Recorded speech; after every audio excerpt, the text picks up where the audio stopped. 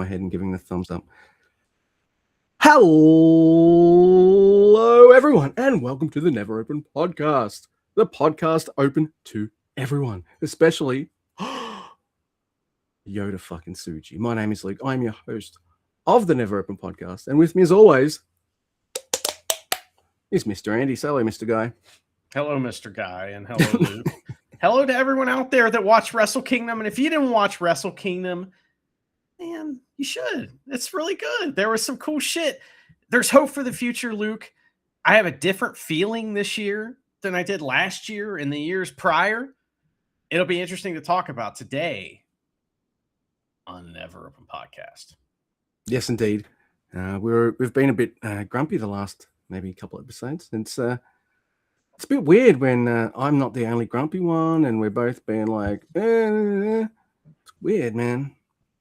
It's weird. Yeah, you're stealing my shit, Mr. Guy, so knock it off. But there are ways people can contact and interact with us if they wish to. We're on the Blue Sky. I'm at Grumpy2EB. Mr. Guy's at Drucifer Tweets. Collectively, we are at neveropenpod.bluesky.social. If you want to send us a written or voice email, you can do that too. neveropenpod@gmail.com. Also, if you've got any of that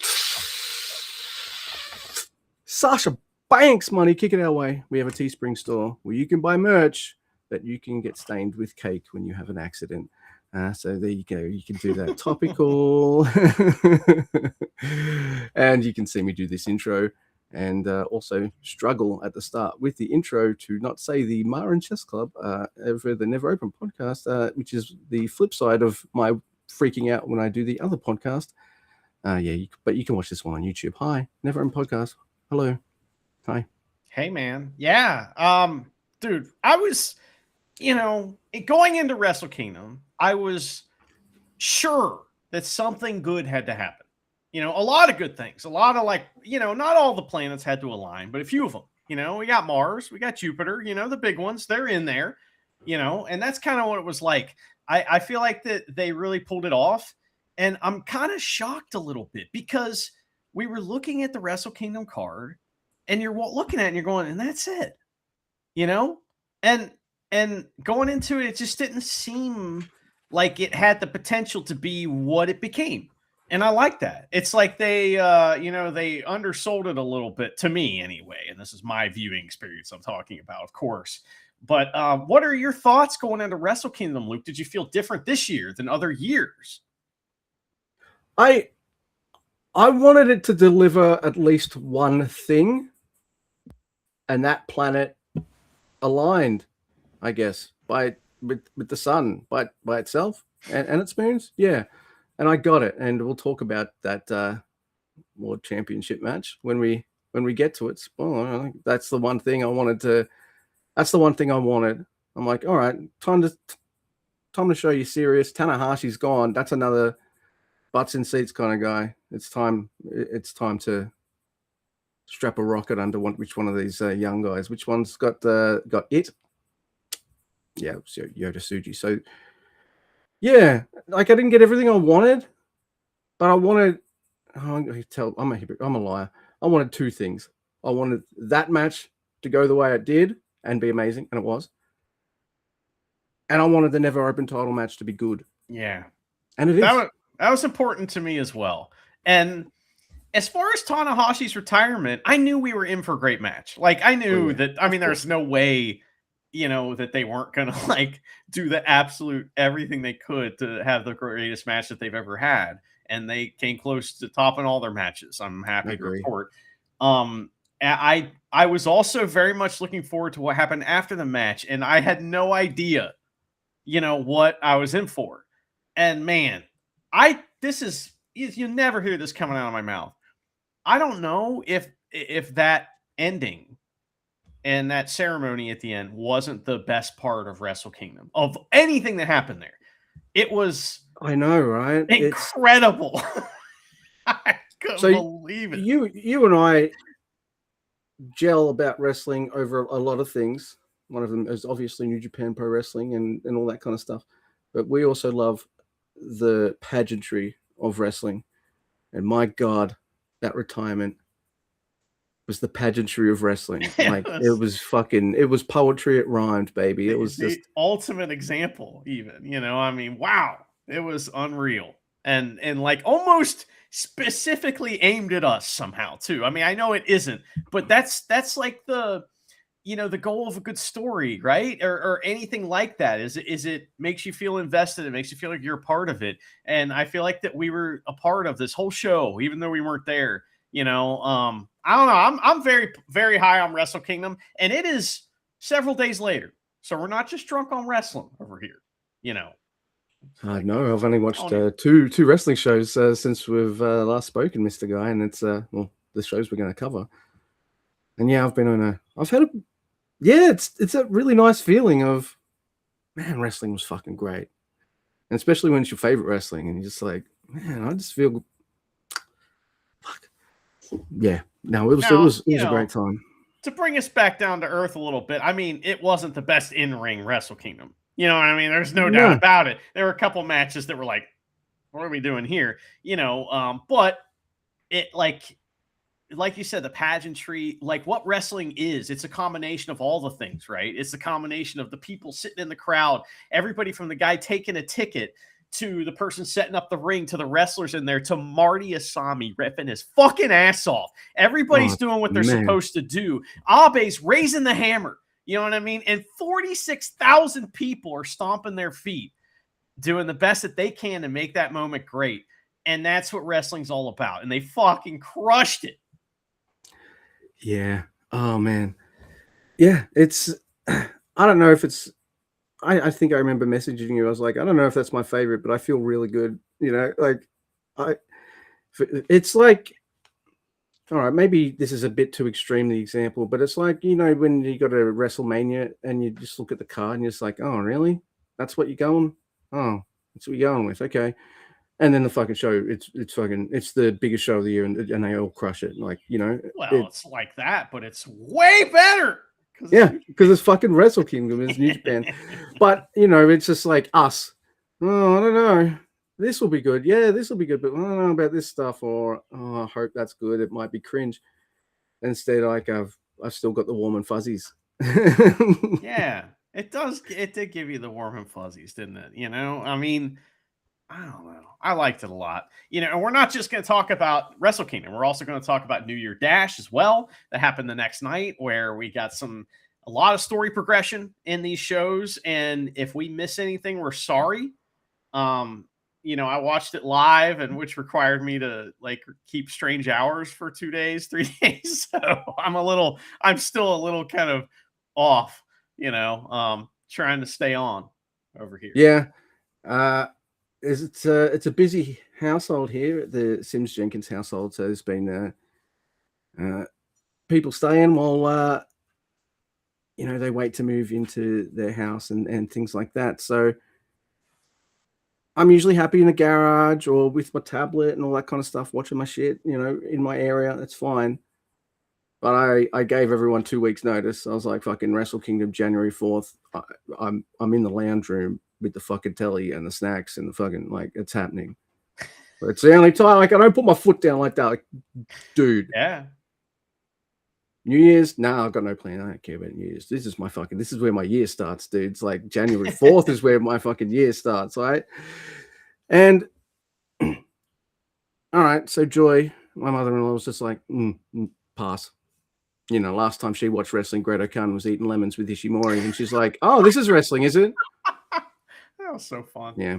And the only time she's walked in on charity night watching Doctor Who, it was fucking cringe. And I didn't know it would be cringe because it was a new episode. Space babies. Thank you. So she went to do her stuff, watch NCIS for the 100th time. But my sister-in-law and her partner, they stayed. And usually when you're watching wrestling with people who don't give a shit about wrestling, it's the annoying kind of like, hey, this is fake, right? And all this kind of, that kind of bullshit. I got none of that. They laughed and all that kind of stuff. They didn't give me all the annoying cliche questions. They got into a couple of matches. Like, I think they both kind of leaned forward a bit during Yota Tsuji and Konosuke Takeshita. I did get that joke of, take a shitter. And I'm like, dude, you say that now. In 10 minutes, you'll forget all about that. And you'll be calling him Takeshita, trust me. Yeah, that Take came a to pass. shitter. Yeah, Got it. See, Okay. it's been so long for us to, like, we don't think about that anymore. You know? I'm so mature that I'm Of above course. that kind of I humor. know. So it turned out to be a nice experience. They watched the whole show. There was drinks and snacks and all that kind of stuff. So if you're looking for detailed Luke notes, you won't have them, but I do have notes and all that kind of stuff. So yeah, We know what happened.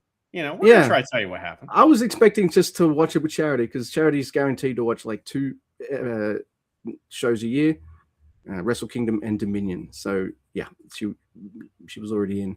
But yeah, it was nice. It was nice to have a night that was good and didn't like embarrass me, in ways our favorite shit can be cringy at times. We both know this. We love the Ishimori Great Okan Lemon stuff, but that's fun. We're invested in wrestling. Like, we know how goofy it is, and that's part of why we like it. I like their fitness match. Remember that one? That was fun. Yeah. But it just added to the whole thing. Like, all right, these noobs, they're like, this is kind of entertaining, and me just like, I did have to say, like, oh, by the way, I'm just messaging my podcast buddy. That's why I've got my phone right now. That's the only reason. It's a little awkward, but yeah, like, I'm not being rude to you guys. Like, we're pretty much marking out together on the phone right now. So yeah, but no, it was great. It was a really good time, and it's it's nice to not have like stories a couple of days later of Charity going like, man, they thought that was really cringe or something. Nice. That was good. Yeah. So no one judged you for watching wrestling, and they shouldn't. It was a really good, cozy Wrestle Kingdom. I don't know, man. I just needed them to be like, hey, we got some good directions coming, man. Yeah. I think it went down easy as a show too. That massive crowd really helped. The stage was awesome. So dude. It looked like it was like a combination of things, because at times, like at the beginning of the show, the theme song was fucking garbage, by the way. And it was bad. And it was just the wrong genre. It was like a disco kind of song. It's like, Tanahashi's retiring. That disco guy, Tanahashi. It's like, what? It's like when that old guy comes back for, for one of those things. And it Fujinami, sounds like, which he was there, by the way. Fujinami disco porn music from an elevator or something like. It was not good. And I love it how the theme song has like 30 people on it. Then they put everybody's name on there. You're like, that's so absurd. It's pretty funny. It's like movies that from the makers of, it's like that kind of thing. Yeah. But anyway, the theme Stephen King says this book is I couldn't put it down. But instead it's like Stephen King and Philip Seymour Hoffman loved it. It's like a list of 20 people, so like anymore. I don't care about these people. Put the fucking blurb on the cover. Well, fucking quotes. The song was bad and it played, but the theme was kind of disco at first, and all the screens were of various sizes that made, I don't know how to describe it. It was just a bunch of rectangles, but the way they were arranged was such a cool kind of just way. I don't know how to describe it. It was just a neat thing, like feng shui or something. It was just beautiful. And for most of the time, they had this like red rope, like velvet curtain type deal, like Twin Peaks kind of, with the golden rope right there, and it just was fucking killer. There was one wrestler who came down and just turned around and looked at everything and was like, fucking A. That's amazing. I love that. The hype for Wrestle Kingdom is that it's crazy and huge and awesome. And the fact that it was fucking full makes me very happy. Yeah. By the way, I want to see Ishii German suplexing Bob post hastes. Can someone do some kind of art like that and all that kind of stuff? That'd be great. Thought you meant your guy from Australia there, the guy with the Robbie. He calls himself Bob. Oh yeah, well, I'm I fairly want to see that sure. too. Robbie Eagles Yeah, versus Ishii. Let's get it on. Come on.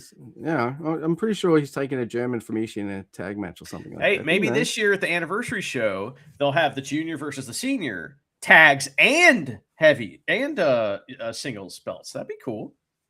Ooh, that'd be fun. Yeah. All right. Well, let's do it. It's Wrestle Kingdom 20. The theme tune stinks. We're at the Tokyo Dome, in case you didn't know. Did you watch with English or Japanese? I watched with English, and that's look. There's nothing I could do about it. I wasn't going to switch to Japanese with noobs. I see. Next to me, so no, I listened to the English the whole time. So I'm sure they did great, and probably were pretty good at filling in all the stories holes. Maybe put too much dirt in the hole. But at the same time, you got to put dirt in the hole. Yeah, I watched with Japanese. Yeah, lucky you got no dirt. So no, I did have to do the English. It was very explainy, but also this show's going to have more eyes on it than the usual New Japan show, isn't it? So they showed it on Japanese television. I wonder if it was optional to get English commentary. Probably not, but that'd be cool. No. So we start with a surprise match. It's Tomoaki Hot. No, Homer's still not on the card. Oh no, it's Murashima versus Yasuda, and we're going to start with a move that's going to become quite important later on in the match, because this is a pretty good young lion match. We've seen both these guys wrestle a million times. It's good. It's fun. I'm happy to see them get a match on a big stage like this. It's fucking awesome. And then Marashima brabs the absolute fuck out of Masatori Yasuda. The big time. I was convinced that Murashima's going away. I was convinced that all right, here we go. Get him the win of Wrestle Kingdom pre-show. And, tomorrow on New Year Dash, he's going to pin Mr. Brett or something like that. You know what I mean? Or maybe Hanma. Give Hanma a spot. You know what I mean? He's not on Wrestle Kingdom, which is the first time. Is though. Ugh. Yeah, well, he's worked more nights this year. Come on. He's worth more clicks. So sorry. This is the way it is, But it was good to see the young lions come out and do it. People were still filing in and everything, so you weren't quite sure how. I knew it was a sellout, but it was once everybody was there, it was like, oh fuck, there's so many people here. Well, they had half an hour for that pre-show between when the pre-show started and when the show kicked off. So maybe they thought oh shit. All right, you two, get out there. You've got 8 minutes. Get out there, do your thing. Fuck off. All right, it's got a bit more of a crowd in it now. All right, El Fantasmo, Chris Brooks, get the fuck out there. Well, that leads us to, Luke, the pre-show main event, which is the pre-show stopper, El Fantasmo versus Chris Brooks. And El Fantasmo, of course, won. He hit his finish and everything. And, it was good. It was a great pre-show match. So they didn't do table spots. They didn't go crazy. In fact, the work rate was fairly slow. But we had a couple guys there from DDT that hang out with Chris Brooks, I guess. The night before, El Fantasmo showed up on the DDT show, and there's a sock puppet or hand puppet or whatever for one of the guys that is, Chris Brooks' guy that he hangs out with. And so he had hit the CRT on that doll, which was really funny, by the way, because he crossed its legs over, crowd at DDT's like, fuck you, they're so mad. So it was great. It was good heat. So he's got his boys from DDT, Chris Brooks does, and he has one guy with him, and I don't know his name, and I'm sorry, but he has long hair. He's not Japanese. He has been in Japan for years, though, and that's the Choke. I know him as the Choco Pro guy, like him, and I think it's Emi Segura. I think it's her. Yeah, they have their little, they have their promotion that's just in their living room, whatever. And it's awesome. It's really fun to watch, and I've watched it many times. So he's there. He gets a spot in the match. So they do this thing. There's some when I love when wrestlers work gimmicks into their gimmick that are something that was just laying around. Something that every wrestler probably has a bunch of these, those little rubber band things that you use to work out with, right? Oh So, yeah. so what does he do? He ties a bunch of them together. So he's got like, I don't know, 30 of them or something, and they hold El Phantasmo down in the rope. So Chris Brooks has him, and he holds that thing, and they go running up the fucking ramp and let it go like a rubber band, like snapping him. It was amazing. The crowd loved it. That's a pretty wacky thing to be on a New Japan show, and that's a pretty wacky thing to be on Wrestle Kingdom. But Mal and Best of Super Juniors, they're like, opening themselves up to this shit, and I love it. It's great. El Phantasmo's like a really good choice for a spot like Yes, that too. absolutely. Yeah. He's believable, and he sold it like he got fucking his head exploded. That's amazing. But Chris Brooks has to do the job here, and that's okay. He got featured in the pre-show main event of Wrestle Kingdom 20, Tanahashi's retirement. He was hanging out backstage, hobnobbing. Hopefully we'll see him again soon. Because I really like that spot for him, and he would do great in New Japan. Yeah. Well, if this was a tryout, I think he worked out pretty damn well. No, that was really good stuff, and that's before even the main show even kicks off. Oh my god! Yeah. Sorry. Here's where the stanky theme tune goes and all that kind of stuff. Well, Luke, normally we would have a segment here, and that segment would be called "This Day in Stank Belt History." However, it is this day in Stank Belt history. Yeah, on this day in Stank Belt history, January 4th, what happened was Yo, Wato, and Yano. They have to defend their titles in a Rambo, and the other teams in that Rambo are Yoshihashi and Hiroki Goto and Oleg. We got Yu Uemura, Shota Umino, and Takeshi Kasai. Man, that guy. Got Big Jag, Hartley Jackson, Ryohei Iwa, and Zack Sabre Jr. We've got Ryusuke Taguchi, Tiger. Oh, poor Taguchi. That's a stank team, bro. With Tiger Mask and Togi Makabe.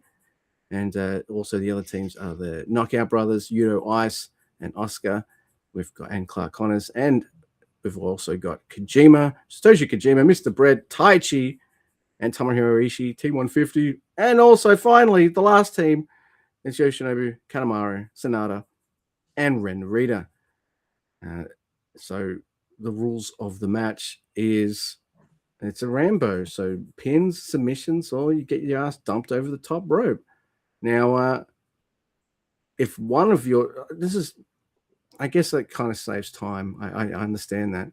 But one rule I don't like when these kind of matches is if one of you are eliminated, then your whole team's eliminated.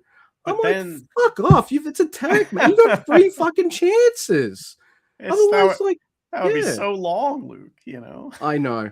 And it's like, Luke, do you really want like a longer Rambo? With Makabe in it? Yeah. You know how long it's going to take to pin him? Come on. Do you want a longer stank belt match? Yeah. No, but I guess that's just the preference on how I'd like to do it. So this match is simultaneously it's really entertaining, but it's also rough in places because New Japan wrestlers, like, they're not used to all being in the same ring together all at the same time. I know there's tag matches, but in this style of match, so there's some rough moments in it.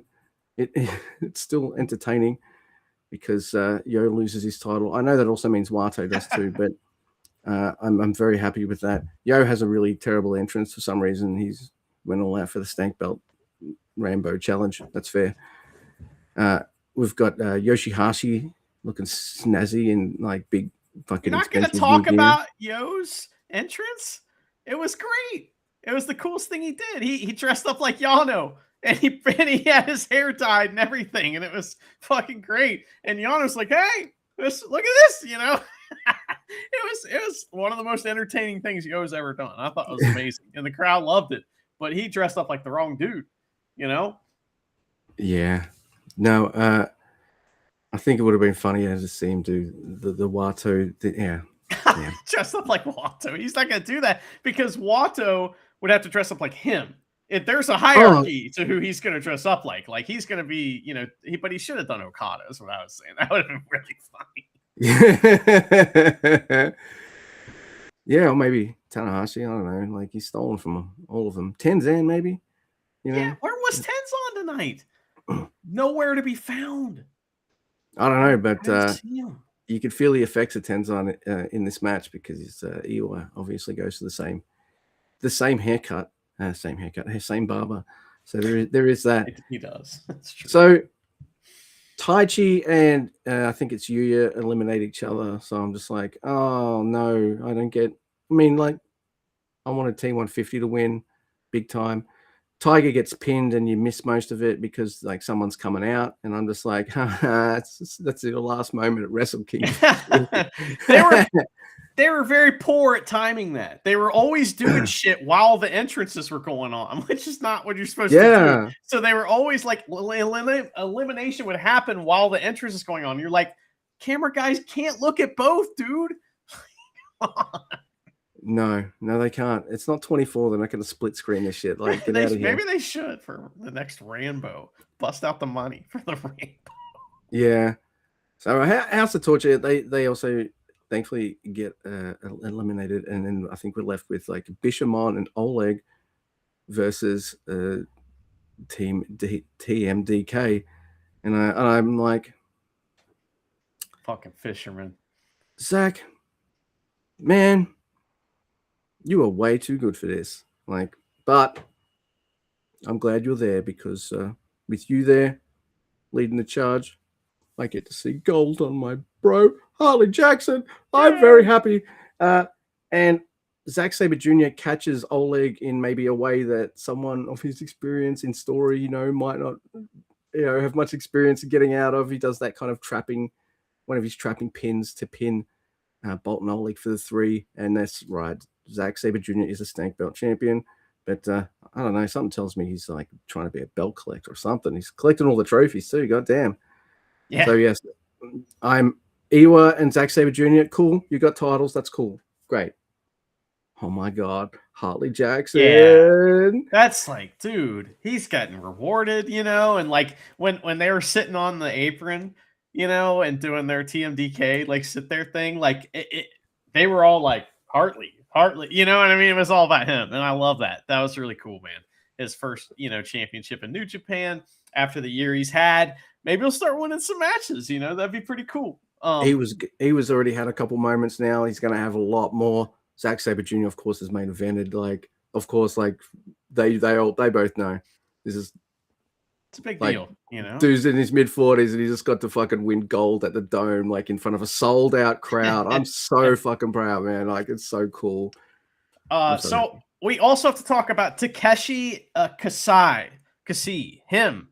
That guy had an elaborate entrance with like all these dancers in this like, kind of pop music kind of performance that was wild. And he had the coolest gear I've ever seen in my life. And the man was strikingly handsome. And it was like New Japan, like this is like the, meme of Vince McMahon falling out of the chair.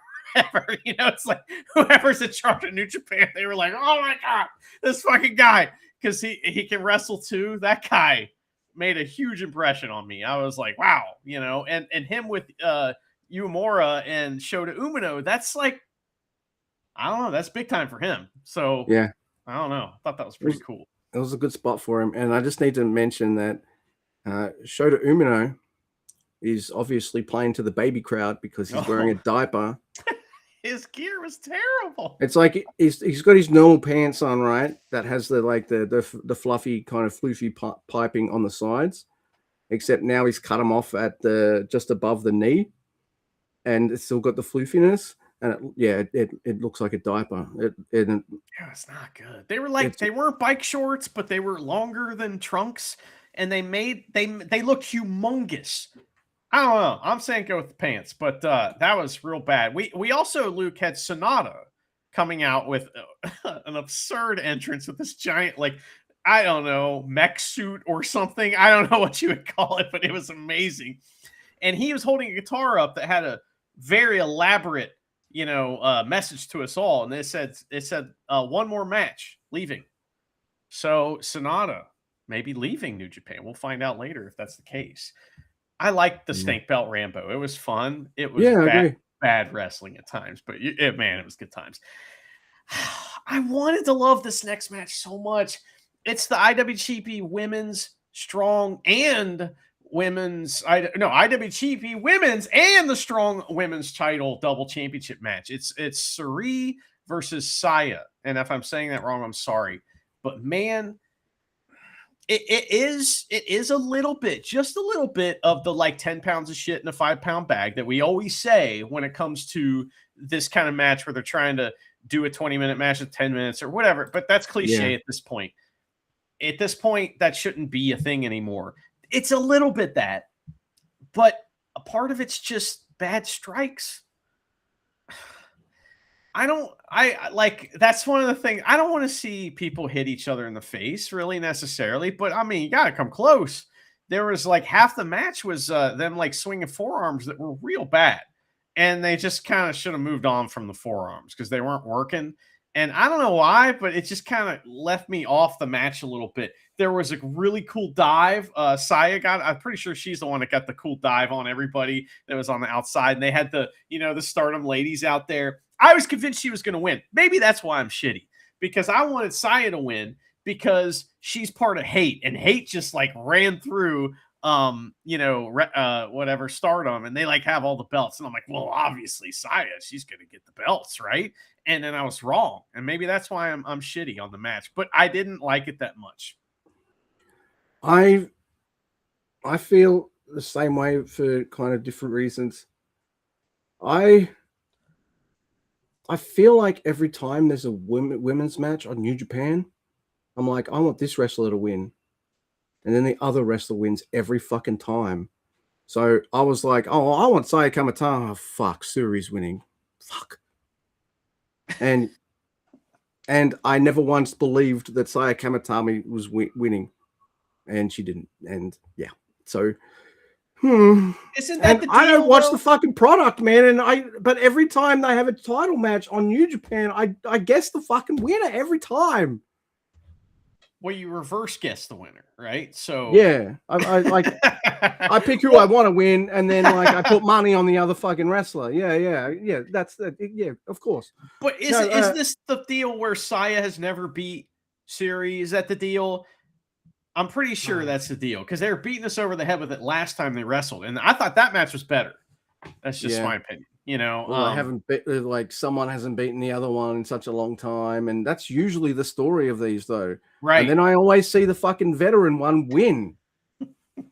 I'm like, when do I see the fucking the one It's all right when it's Karate Lady beating up her little sister. That's okay, Dude, that's different. Like, they're sisters, and like, come on, they're gonna take each other with them. Like, you know what I mean? Like, if they can, they'll be on Wrestle Kingdom one day, my friend.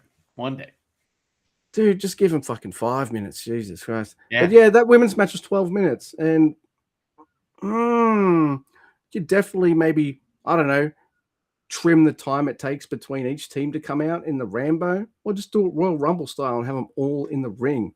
Don't have to fucking do multiple entrances. There you go. Just shaved off fucking 7 minutes there. There you go, ladies. Something. Yeah. We had to have that fucking entrance from the DDT guy, though. That shit was amazing. So look, yeah. Awesome. I'm glad we've gone from they're in the dark match and we don't even get to watch it to now they're on the card. Yeah. Awesome. Now give us a different story and give us 25 to 30 minutes. All right, you're asking a lot, Luke. I know, but like you gotta kind of you're selling your promotion essentially. And we ask a lot of wrestling promotions, as fans. So I think it jives. I only ask a lot of one wrestling promotion, and that's that's New Japan, but and then they only listen to me about a quarter of the time anyway, and I still watch it because I love it anyway. Here we go.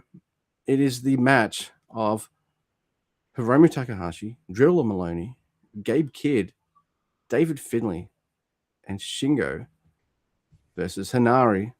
And I'm so fucking happy to see Hanari back. He got a big reaction too. Big 15 months. I was 50. expecting a lot more tattoos. I was a little disappointed that his like whole body wasn't covered in tattoos. Dude's looking fucking lean and mean. He looks healthy as fuck and really What good. about the rat tail? He had the hair, like the top knot kind of thing coming off the back. Do you think that's covering up some like crazy scar?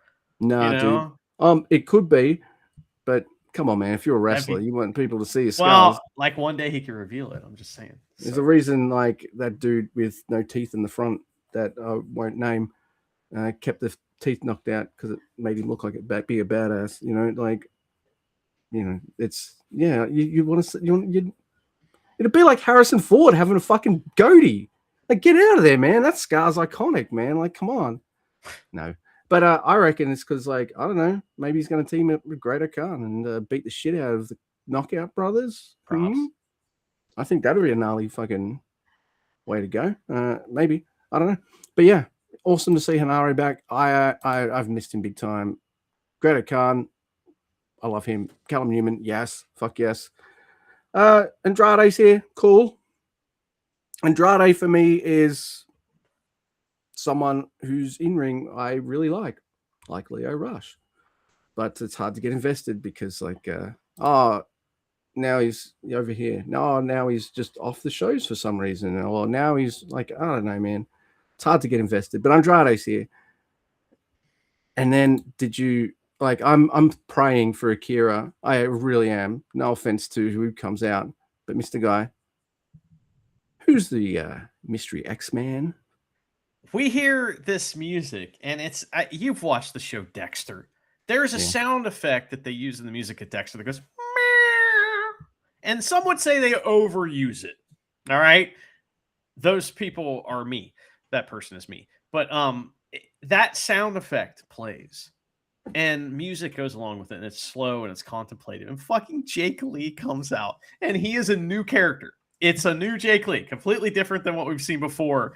He is a crazy person. One of his eyes doesn't have color, you know, and maybe I don't think it was that way before. He has shorter hair and he's very deliberate. He is like, to use your parlance, you know, he looked at David Finley's slow walk entrance and was like, hold my boots, and would just walk like the fucking.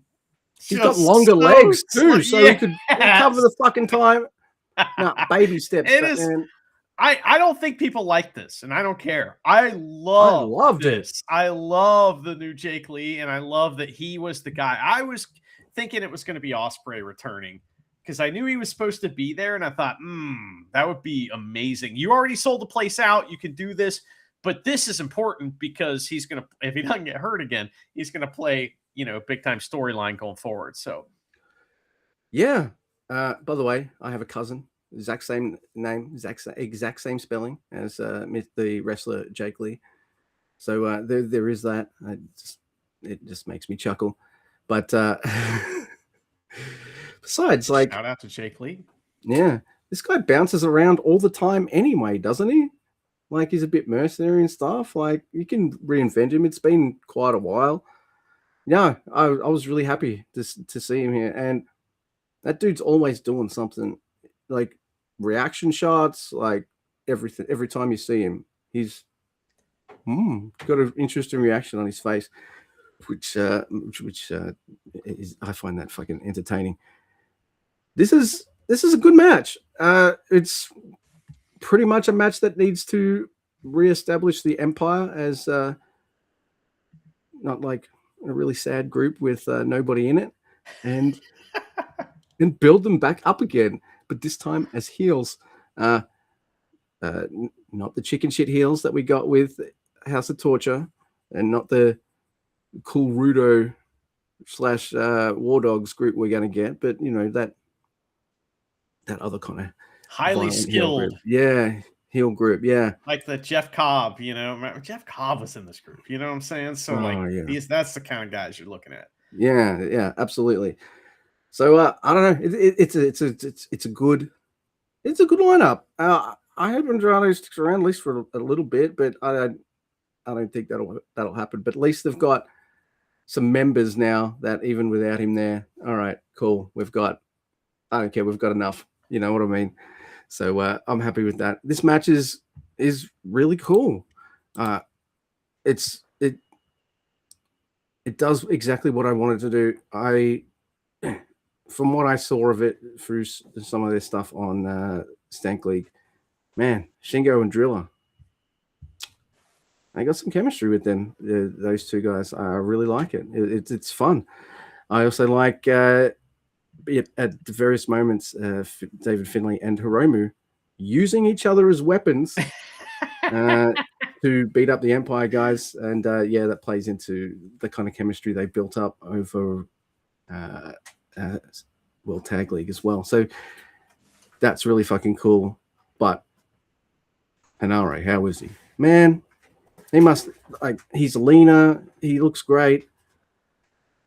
Like, I don't know. There's like he did his part. He was fucking awesome. Didn't notice any rust, anything like that. His fucking moves look like a beast. You know, it moves a bit faster, man. Maybe because of that leanness. He was fucking great. Oh, so happy to see him there. Callum Newman is kind of, I'm really enjoying his direction and the kind of character stuff they're doing with him right now. And he's selling it really well. Like, really well. So I'm really interested in all this stuff. But, you know, a big kind of out of nowhere Noah ending, I guess, with Jake Lee here with a fucking ginormous kick on Hiromu in 1, 2, 3. Jake Lee and the Empire boys get the win. Yeah, I had fun with this. Well, I mean, that's appropriate, right? Because, you know, Jake Lee's from Noah. So, yeah, saying, you know, was this where we had someone show up and visit with the United Empire, or that happened the next night? Yeah.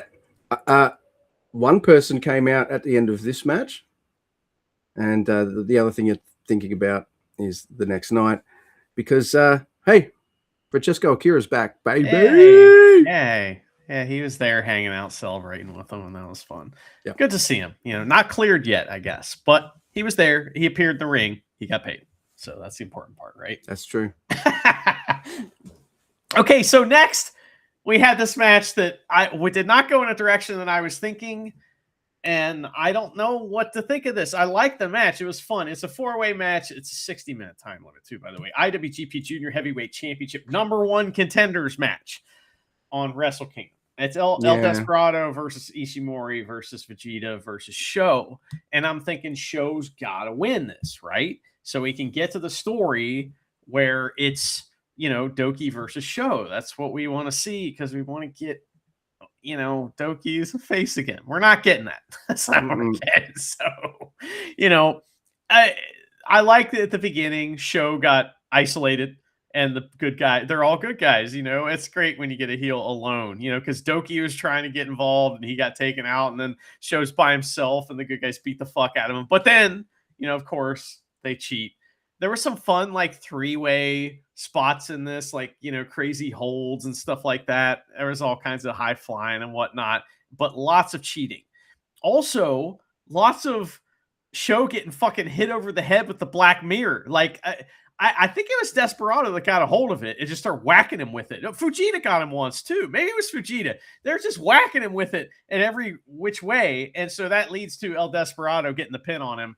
And, you know, with the Pinche Loco. And I thought that was a fun match. I don't know where, I guess we're going back to Doki versus Desperado at the show where they did it before. If we were going there, why couldn't we have gotten there by here? But maybe we're not going there. Maybe something or else you could have just swapped Sho for Doki and made it a 4-way title match. Yeah, I don't know what we're doing.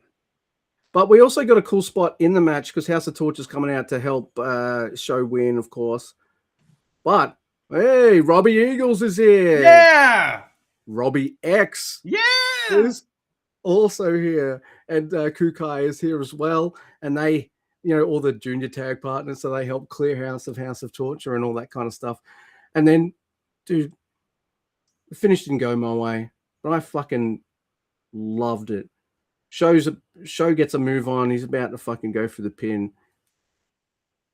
Punch to the face by Despy, and he fucking sells it like he's been rocked. Pinche Loco 1, 2, 3.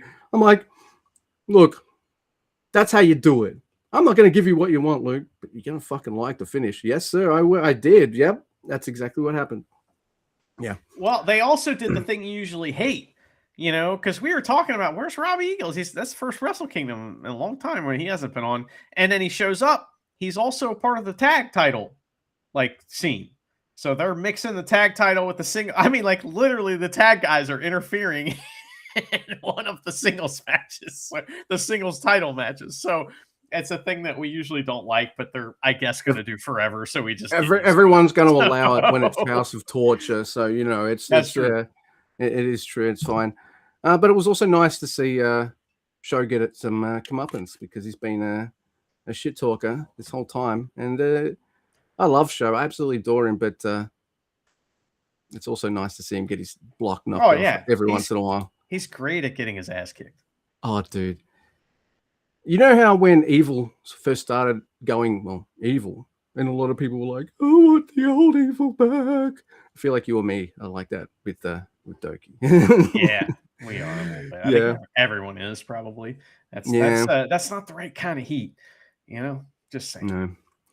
But next we have a match that I'm like that guy at the end of one of the ear piercing sketch on the Tim Robbins show. Who's like, "I'm not nervous," and it's Aaron Wolf versus Evil for the Never Open title. I don't know anything about what Aaron Wolf can do, except maybe the short little break apart, things he's been involved with in the lead up. But tags, nothing like that. He's made a couple saves, had taken a couple beatdowns. That's about it. He was Marty's tag partner for a second there. Yeah. But the cool thing is, I'm pretty sure Marty is refereeing this match. Fuck yeah, he is. Yeah, he is, man.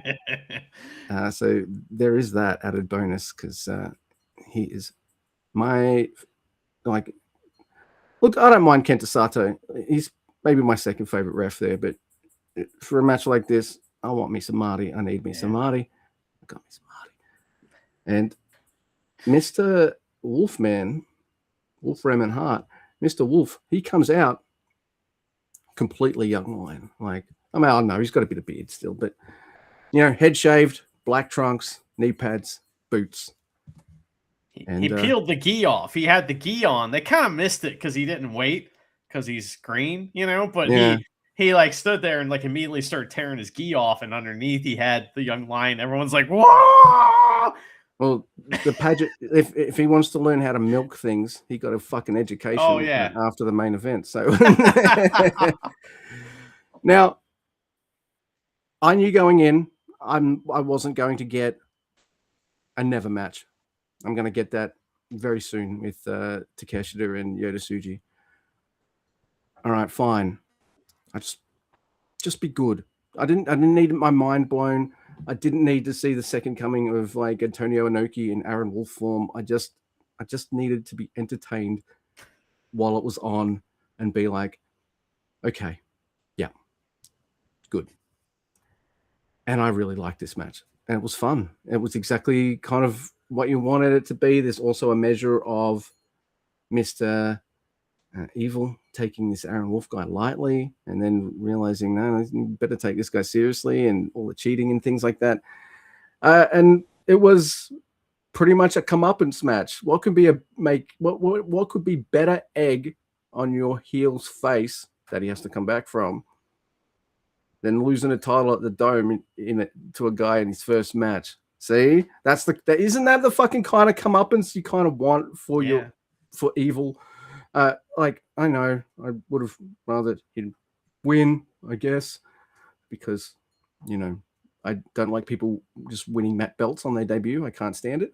But it's one of my pet peeves. But I don't know, sure, no, I just the match flowed.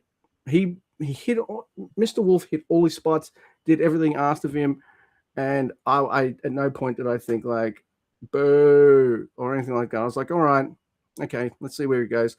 And I guess now that we've gotten that out of the way,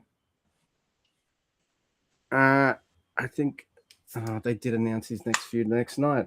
See, I would have made maybe his next feud against another guy bit of trial by fire there. Like, let's see how he goes against a bad motherfucker and wins. But I guess they're not doing that. They're not ready for him to like slay those dragons yet. I guess he's You too think green for that. Evil's Maybe gonna let this go? no. No, he's sending his boys. You know, so. But what a champion Evil is. It takes two people to tango, and Aaron Wolf acquitted himself. Absolutely fine. But on the other hand, like, Evil is a consummate heel and professional. And he had the whole crowd wanting him to lose to this noob.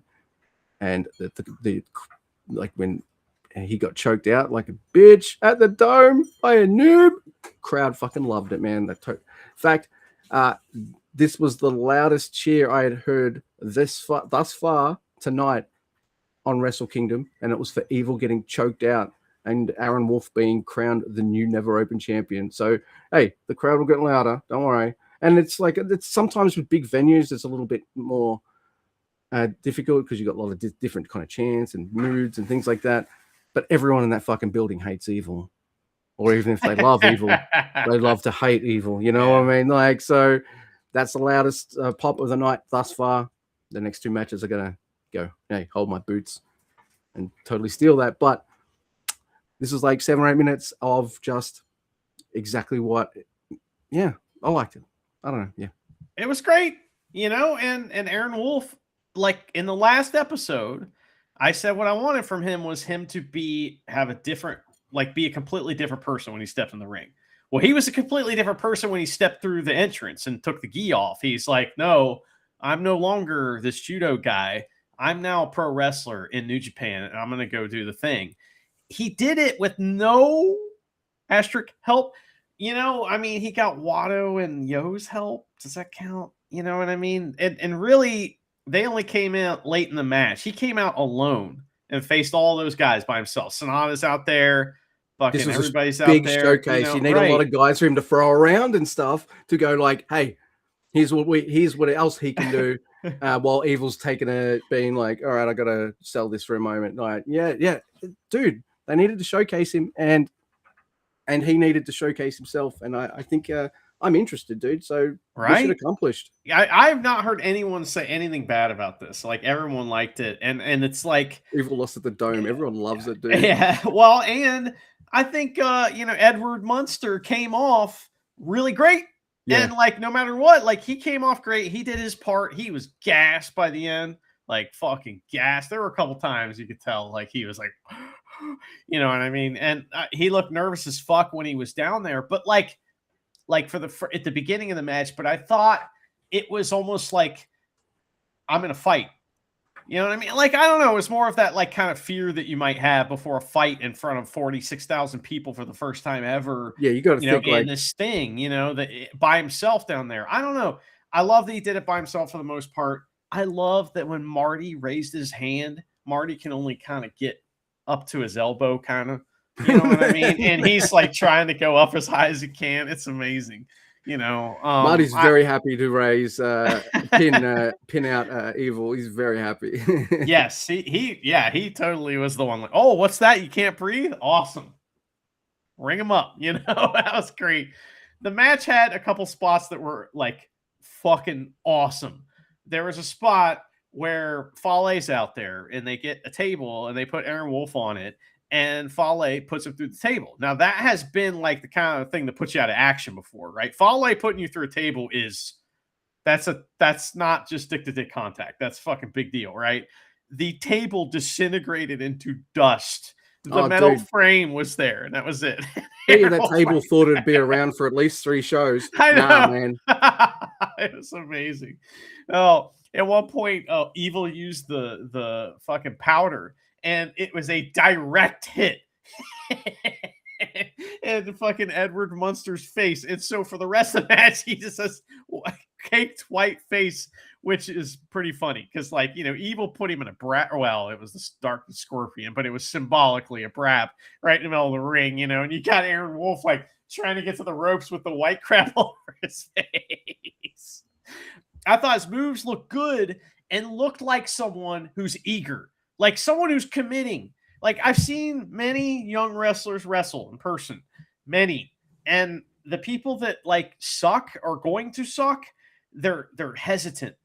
You know what I mean? You can see them hesitating. The people that just fucking go for it, it's not that they're going to be good, but you're going to find out real quick whether they're going to be good or not. You know what I mean? And this guy had that, like some of his moves, he over rotated a little bit because he's on fire in front of all these people. You know what I mean? That's okay. That's like the kind of stuff that is like easily fixable. And I mean, my critique on him as far as like his whole, thing was, this was amazing. And this was a great example of what I talked about before, about everybody working together to make something great, and that's what they did. And apparently putting this guy over huge like this is going to be big for New Japan. He's already a huge celebrity. So I guess that's kind of the thing that we did. I didn't know that until recently, but he's already a huge celebrity in Japan. So like, this is, like making a star out of a guy that's already a sports celebrity. So that's a good move for them, And I think Evil was the right person for it, Oh, maybe. yeah. Dude's a bump master. He's got cronies that, he's gassed. Both you kick his ass for a bit while he gets his air back or something, so, it's all this kind of stuff. Evil's like, he's going to do exactly what you ask. I think he's a top guy, man. Like, there's no doubt. Like, is there? He's the Look top at this. heel. Like, and hey, when you get in the loudest pop of the night, and that's for you getting choked out at the Dome, come on, man, you did your job. Everyone in that building was in unison of their hatred for Evil, and and I think the crowd did not lose that for the rest of the night. Yeah. I think this show is episodic too. There was the pre-show, right? And the pre-show had its own main event. It was like a little tiny show. Then there was this show, which is the main, meat of Wrestle Kingdom, which is now going to have a main event. And that is the IWGP World Heavyweight and IWGP Global Heavyweight double championship match. And then after this, there'll be another show, a separate third stage to Wrestle Kingdom, right? Because it's like its own thing. You know what I mean? This is something different. This is what I watch New Japan for, is this kind of match. Is Takeshita versus Tsuji at the Dome in what, could be thought of as the main event of the, main meat of New Japan. Absolutely, or of the Wrestle Kingdom. It's what you want from this kind of match. It's fucking great. These guys are so good. Everything they do looks fantastic. The crowd is living and dying by everything that they do. Many moments the crowd was as loud as it's going to get tonight, other than the main event, the super main event. It's like, this match is so important. I don't have much to say about the moves. They're amazing. There's a lot of them, and they do all the shit that you want to see them do, and they do it in ways that maybe you've never seen before, and it's fucking, it's so good. It is a callback to the, big matches that we used to love getting into New Japan. This is like Naito versus Kenny Omega. This is something like that. You know what I mean? It's as good as that. But more importantly, it's about the future of New Japan. Who is the main character of New Japan? That's a question I asked like a month ago, and it's been Tanahashi for the past year. And maybe before that too, some would argue Okada, Naito, was he the main, character? Well, all those people are gone now. And who will be the main character going forward? Well, it has to be fucking Tsuji.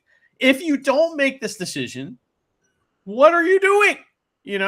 What are you doing? Exactly.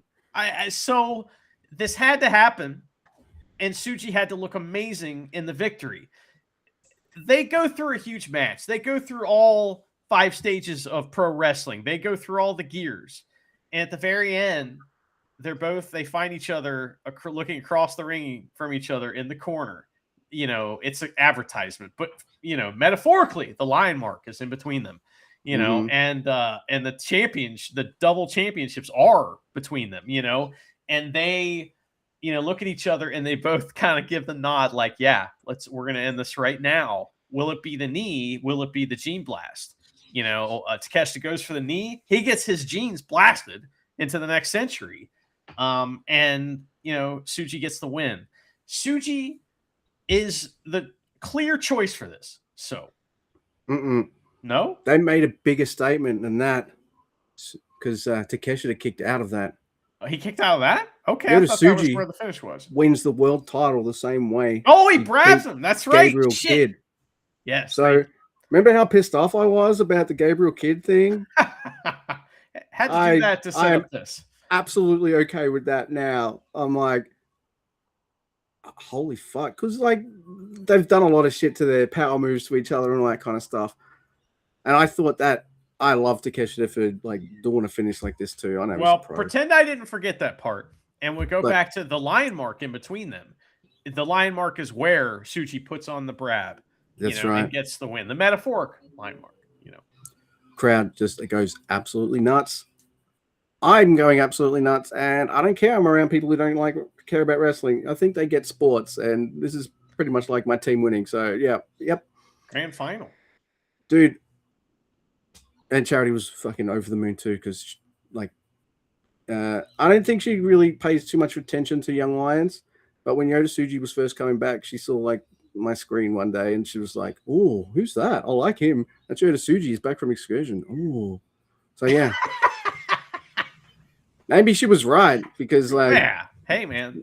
But yeah, I'm glad. Look, selfishly, I'm glad that it was like one of my pick, my favorite of all that group to be the main character of New Japan. I'm so fucking happy with that. I love Yota Tsuji. Yeah, he's all of this generation are capable of amazing matches. All of them, I've seen them. They're fucking great. But Tsuji's got that, like that I'm the main character of New Japan factor. Yeah, you're right. Oh man, I'm celebrating. I'm happy. And then it goes into the direction that I'm both interested in and annoyed at because Jake Lee attacks. That's amazing. Look, I've got nothing against the idea of Jake Lee versus Yota Tsuji, but I'm just like, Jake Lee just came back. Yeah. I don't want him to win the title just when he come back. And I want Tsuji's the main character of New Japan. Come on, give him I know New Japan likes to give some champions a really short first title reign, followed by a second longer title reign. So you don't have to do that, New Japan. Dude, no. He's not gonna. Jake Lee's not gonna be the champion. Come on now, man. No. So yeah, it's great. This is exactly what I wanted. Yeah, this is like one of the two things I needed to have happen. Aaron Wolf, be good, done. Yota Tsuji, win title, done. And then Yota Tsuji will tell me to hold my boots the next night and make me mark out all over again. Yeah. He's promised to bring back the old belt, so we'll see if he keeps that promise or not. Luke, were you ready for Tanahashi's retirement match, and what were you expecting versus what did you see? I would say the only black stain on this match is Okada's shitty AEW music. Yeah, that was bad. But I don't know if this is better than when they were both fucking 15 years younger and battling it out for the world title. But this really hit me. Yeah, I guess I've been on the roller coaster of I saw the Makabe match and I was like, oh, just you and Tiger just leave already. But that was, and then I quickly shut up because that was the only blip of the year for Tanner. He's just been a fucking beast this year. And this is it. Yeah, I'm not ready. He's been readying us for a year, but the more real, the closer it got, the more real it got. So, look, I'm excited for title changes and epic title matches or something like that, but I think it's because Tanahashi is just legit one of the most well-respected dudes ever. Me who usually likes an underdog or heels. I think he's fucking awesome. All that kind of stuff. When someone described him to me originally as New Japan's John Cena, I was just like, oh, fuck this guy. Yeah. Straight away. But that first G1 in 2017 that I watched, I didn't really like. They told me in a bit in history kind of terms, like how big of an impact he played, but his character was not that John Cena dude. No way. Because Tanahashi will like, you like, oh, you playing like that? I'm just gonna, I'm gonna punch you in the nuts. There's all that kind of stuff. It's He on, almost right? killed Kenta. Yeah, Like, that's right. Legit. Yeah. So yeah, it's hitting me, and this from the moment the whole thing starts, from entrances to the absolute very end of what happens post match. This was a masterclass of milking, like milking a crowd and palm of the hand magic, like kind of stuff.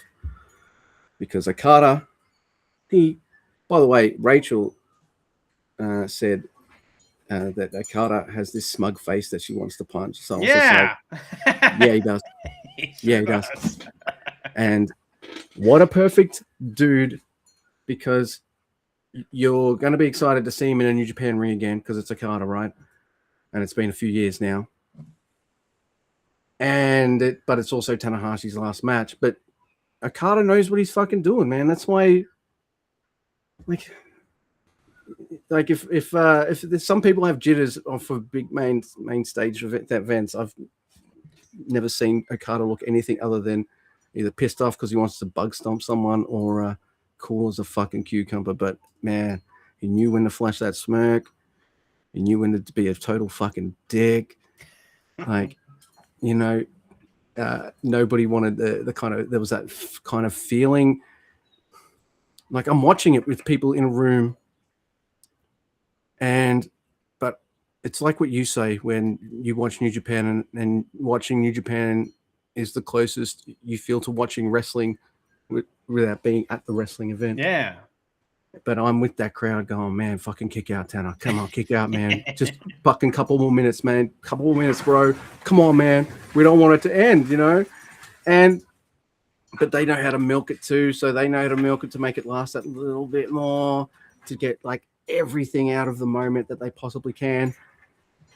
But there are some things in wrestling that are inevitable.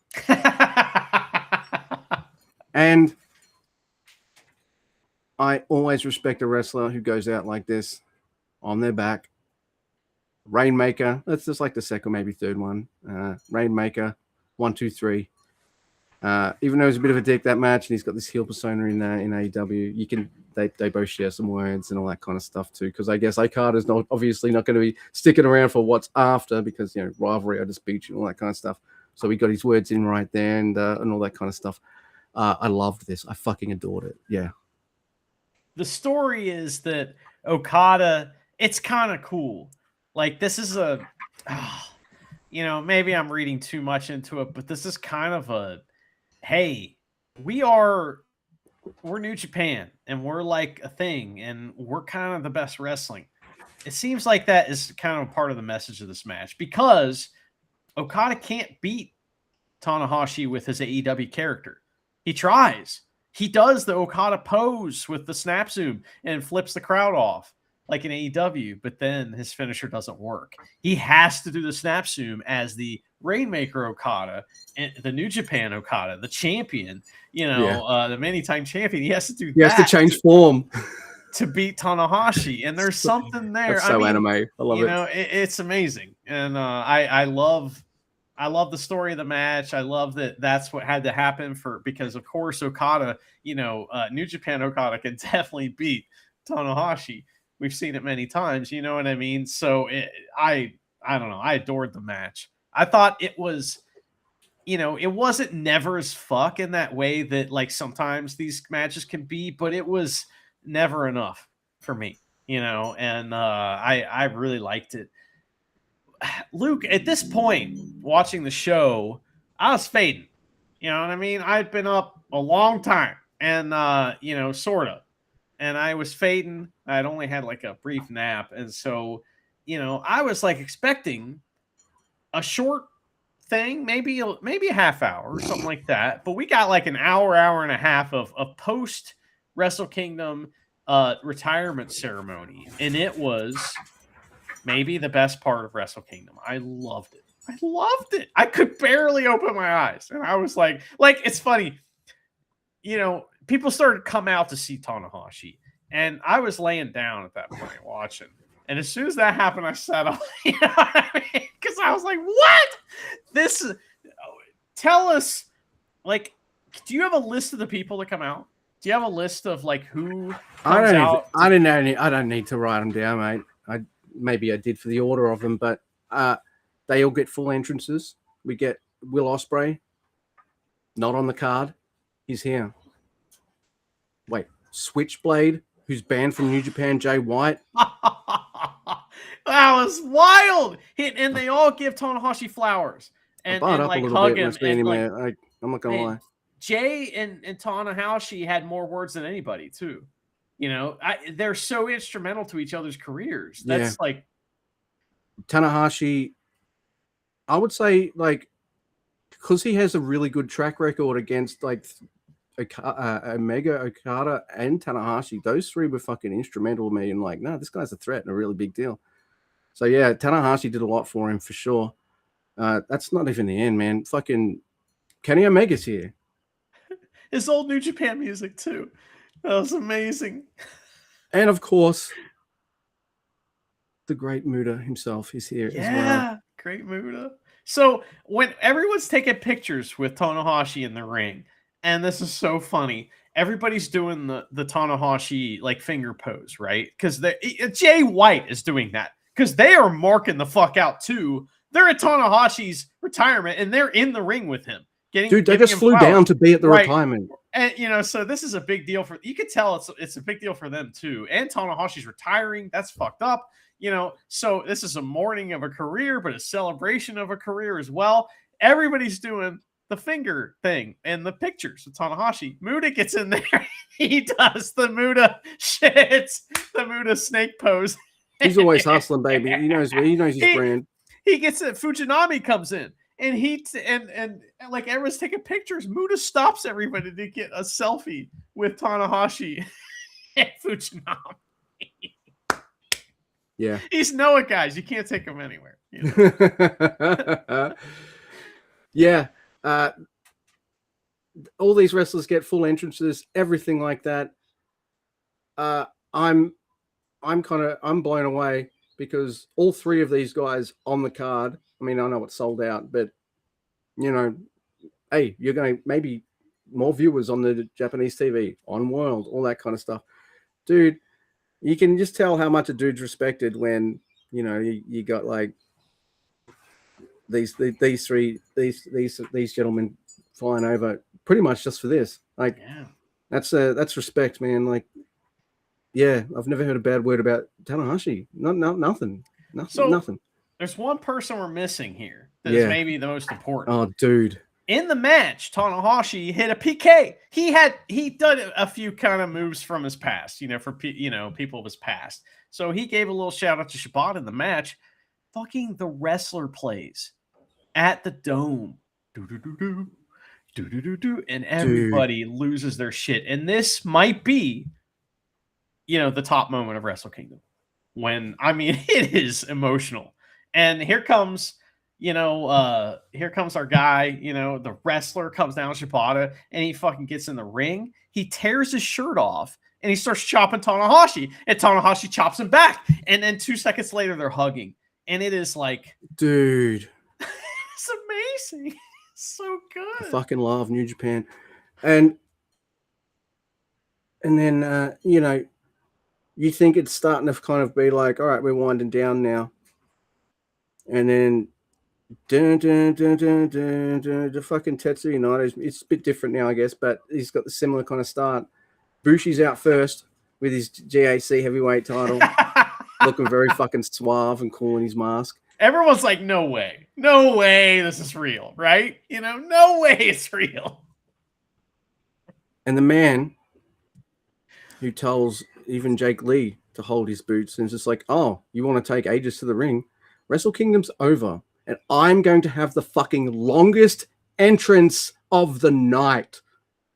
and I fucking loved it because it was so in character. I'm coming out last, and I'm going to take the longest to get to the ring.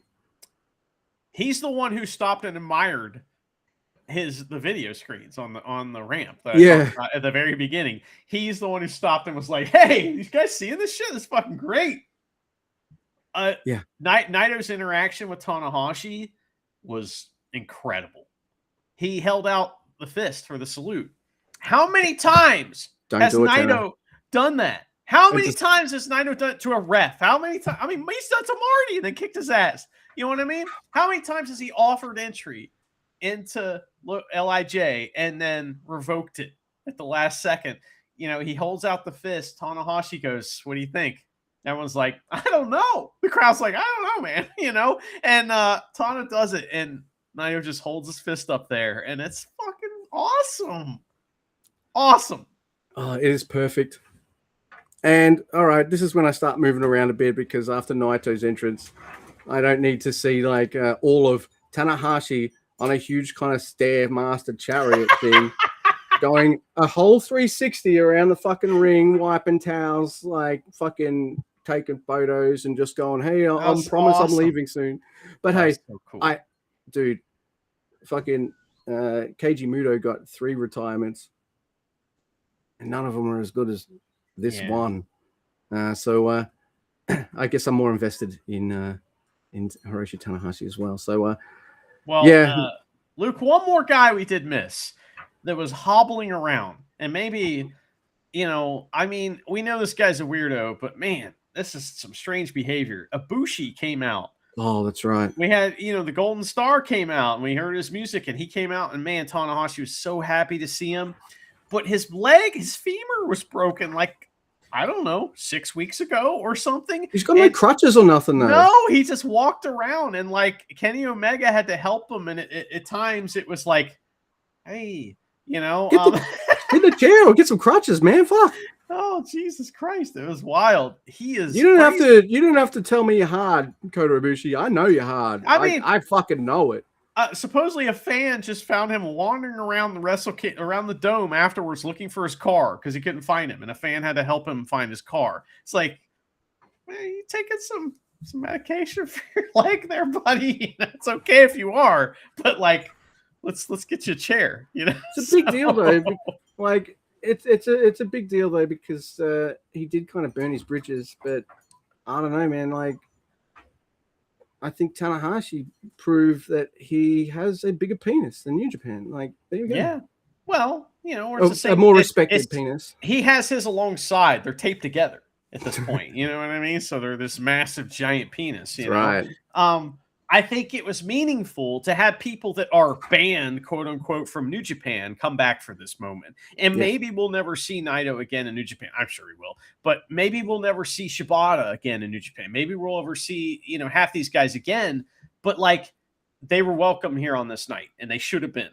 And that was a big deal to Tanahashi. But because it was a big deal to him, it was a big deal to me and a big deal to a lot of other people. So, I mean, I just loved it. I loved it. And then I went to sleep. And it was nice to have guys be part of a celebration, even though they were heels to Tanahashi a lot of the time, you know? Like, it wasn't about that. Like, the fans, everyone kind of knew, like, Tanahashi helped like, they obviously did a lot of the work themselves, but Tanahashi helped these dudes. And now look at them, all 3 of them fucking flourishing. I mean, maybe they would have anyway, but, you know, hey, you got a guy like Tanahashi there, you're gonna listen to him. You're gonna when the ace puts you over, you don't forget that. You know what I mean? That's a big fucking deal. So yeah, Luke, what are your final thoughts of Wrestle Kingdom 20?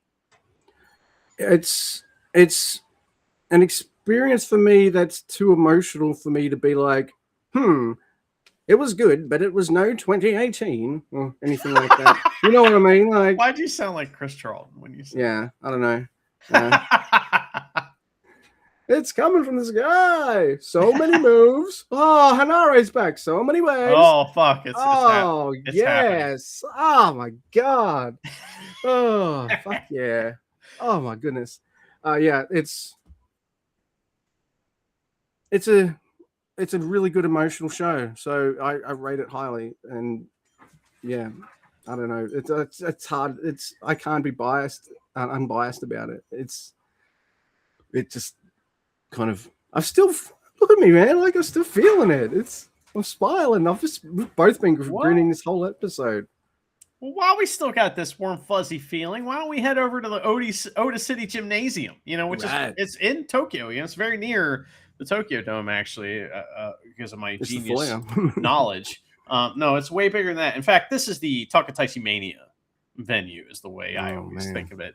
And we got New Year Dash, Always good to have the traditional Wrestle Kingdom New Year Dash. It's like we do the crazy shit. We follow up on the crazy shit. You know what I mean? And that's what this is maybe the most traditional New Year Dash Wrestle Kingdom relationship between the two shows that we've ever covered on this show. So, because it is exactly that. So the first match is we got Murashima, and he's facing Yuyamura, or he's got Yuyamura and Shota Umino on his team versus Kojima, Taichi, and Ishii. And like traditional booking would be, well, someone pins Murashima. But I'm like, no, Murashima's got to pin Kojima so that he can go on an excursion. But we got news about that after this match, I'll tell you.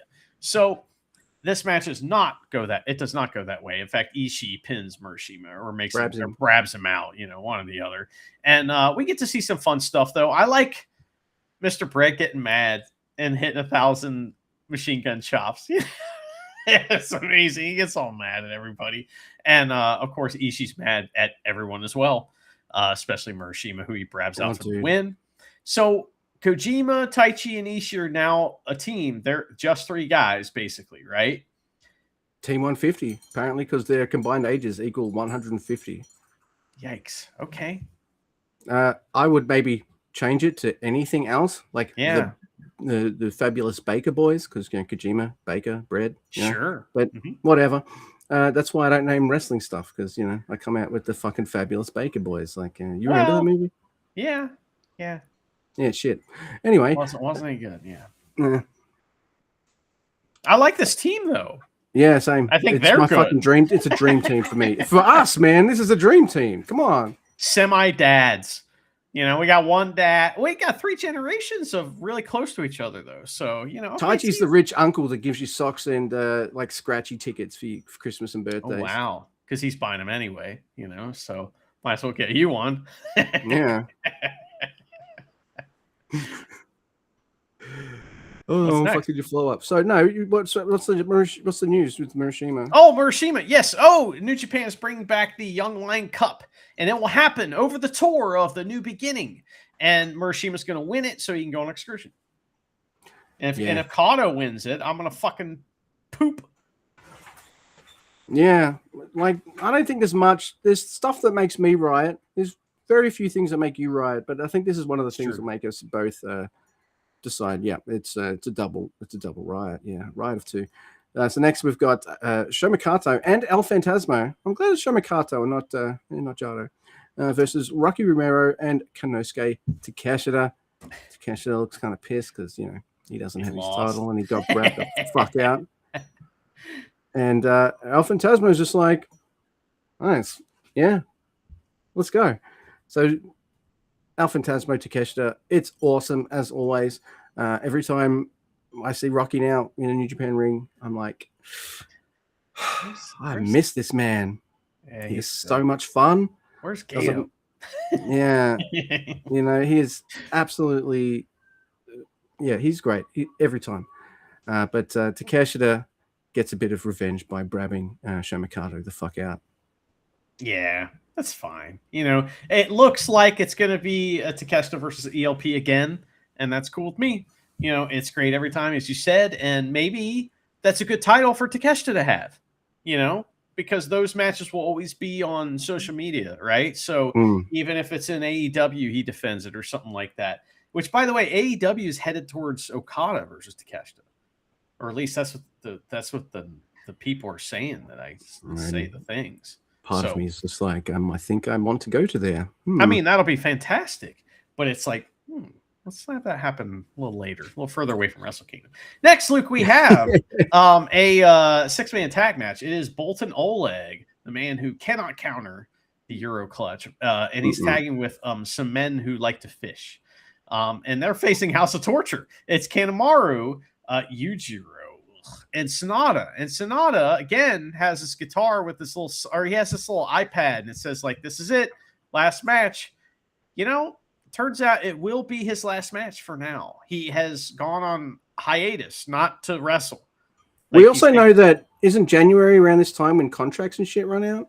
Yes, it's supposed to be. I think it's January 31st, I think, but I don't know. I've read a few things. You know, there's a few people they're talking about, but it's the same people. It's always the same people. So, grain of salt. Yeah, I don't know. We'll see what happens. Last year or whatever, 2-3 years, it's fucking 3 years now. We were like, no way Okada's leaving. That's fucking stupid. And he left. So who knows who will leave and who will stay. But, you know, Sonata is leaving for a little while. He doesn't get, you know, to go out on his back. In fact, Yujiro gets pinned in this match by, according to this, the People's Bolton. This is what we're calling a move of, it's a Shodo / People's Bolton. That was actually really cool. But they had to wait forever to do it because fishermen only know how to do it a certain way, right? So the idea is that they're doing a Shodo, sort of. Goto doesn't do the move, right, which you pointed out to me.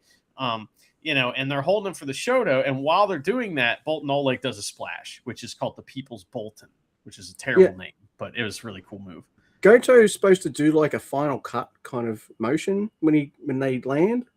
He doesn't do that. No, he's not confident that Bolton Oleg can do what he's supposed to do. So he's not confident. Yoshihashi, two guys. Yes. Man, oh how the somewhat mighty have fallen. Oh how the sleepy have fallen. No, they'll have stuff for Oleg. Like, yeah, I know they're hot on the Wolfman now, but they'll definitely have stuff for Oleg. They've put those two have got to wrestle, right? You know, and then become friends. Yeah. That's got to happen, dude. Yeah, but they got to be like they got to have a couple matches against each other. Dude. They're both in Hontai, but now we've established that can happen, right? So maybe that was all precursor, so we can get Bolton Oleg versus Edward Munster. Excuse me. He's an adult now. I know they keep him in Hontai, I guess, because they're teaching him and all that kind of shit, maybe. But I'd rather see him in the Empire or something. But, you know, whatever. Yeah, Bolton Oleg in the Empire would be great. You need a throw-around guy. Like, you know, a guy who can throw people around. A throw-around guy. Yeah. Dude, I just miss Jeff Cobb, please. Well, I tell you what, who our new throw-around guy is it's Edward. Yeah. Young Edward. Yeah, you might be right. Yeah. All right, so next we've got Clark Connors, Hiromu Takahashi, and Gabriel Kidd versus Francesco Akira. Hey, all right. Hey, Andrade and Bag. Yeah. Look, for me, this is more about like the post-match rather than the actual match, because I had to admit I wasn't too big on this. Maybe it's because, like, I'll be surprised if I say Andrade again anytime soon. You're going to tell me now he's coming for New Beginning. I don't know. Did they even really set up a feud for him? I think they might have. I don't know. I can't remember. Gabe Kidd. Yeah, him and Gabe Kidd. Yeah, Gabe Kidd. Yeah. No, that's going to be great. I'm happy for Gabe Kidd. Gabe Kidd will win that, too. I don't know if he will or not, but that's a good match for Gabe Kidd. I'm very He's got to start winning. Like, if he doesn't start winning, what are we doing? Like, dude loses every fucking match he's in, like, every big match. It's like, come on now. He's beat Tsuji once, right? Maybe twice. That's it. Yeah, and there's a draw as well, yeah. God, he is going to – if Tsuji's the champion, that's your Dominion match, right? Those two? Ooh. Yeah, I'd start maybe – I know they're in the same faction now. They're in the same faction? Fuck! That don't mean shit. Damn it. It does. That don't mean those people just, like, I know. Damn it. I know. But look, Andrade, he pins Clark Connors, and after the match, we've got, like, you know, the all the Empire guys going like, "Hey, we're a group, yay!" All this kind of stuff. Oh no, I think that happens after the next time. Sorry, after the next Empire match. It's confusing. There's a lot of shit going on this night, you know. Yeah, but yeah, Andrade pins Connors, and yeah. Next week we get the tag team debut of Edward Munster. And it is him tagging with, oh no, bunch of nerds. It's Wado, Yo, and Yano. These are low tier fucking, like, he's not, is he getting the rub from them? I don't think so. I think he's giving the rub to them. It's like when your first night as a wrestler is Highlander, and your second night is Highlander 2. I mean, if I was Yo, I'd be dressing up like this guy. You know what I'm saying? Like I'd be shaving the head and doing the whole thing. You know, I'm gonna get the rub here. So because that's what's going on. They are facing the House of Torture team of Dick Toko. I heard your joke, Luke. Just like you know, I heard it. You know, Don Fale and Ren Narita and the King of Darkness, Evil, and Evil of course has egg on his face, but he doesn't care.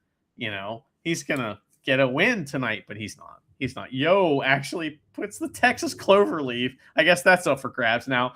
And he puts it on Dick Togo and gets the win. We got to see Eddie Munster in a match that was not like the match where he had to do everything. And he did just fine. The guys lined up so he could judo throw everybody. You know, he was a heavy in the match, and that worked out great. I thought he was fine. You know, they did dick-to-dick contact, but it wasn't on him. I think it was on Yano, I think.